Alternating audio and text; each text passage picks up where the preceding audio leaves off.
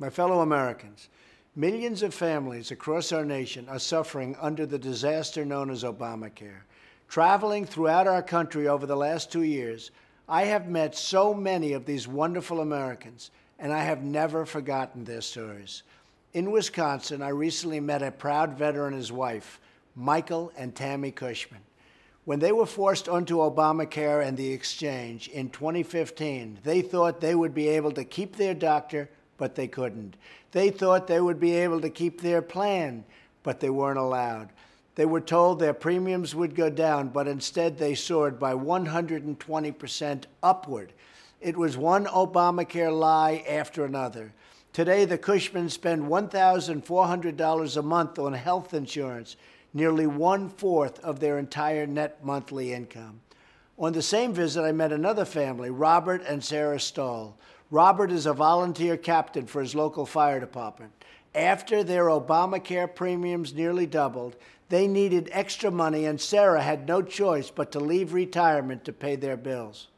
But this new income meant they were no longer eligible for the tax credit they had once received, and the federal government actually forced them to repay thousands and thousands of dollars. These families and so many others are victims of a catastrophic law that is wreaking havoc on our healthcare system and our families.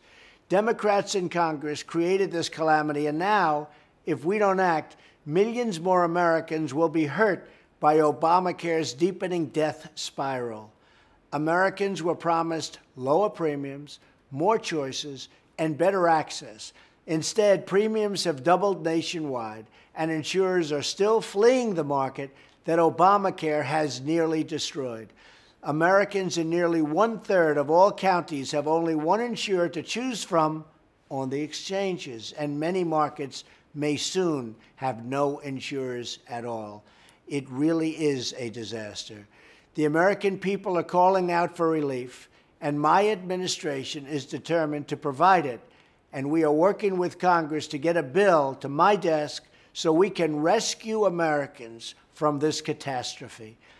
As families across the nation continue to suffer under this law, I only hope that Democrats in Congress will have the political courage to help fix what we know to be a catastrophic situation, a total disaster that they have created, to be part of the solution instead of obstructing, always obstructing change, blocking reform, and doubling down on Obamacare's failure. But no matter what, my administration will never stop fighting for you and for the healthcare system that you deserve. We'll get it done, even if we don't have any help from the Democrats. We'll get it done. Thank you, God bless you, and God bless America.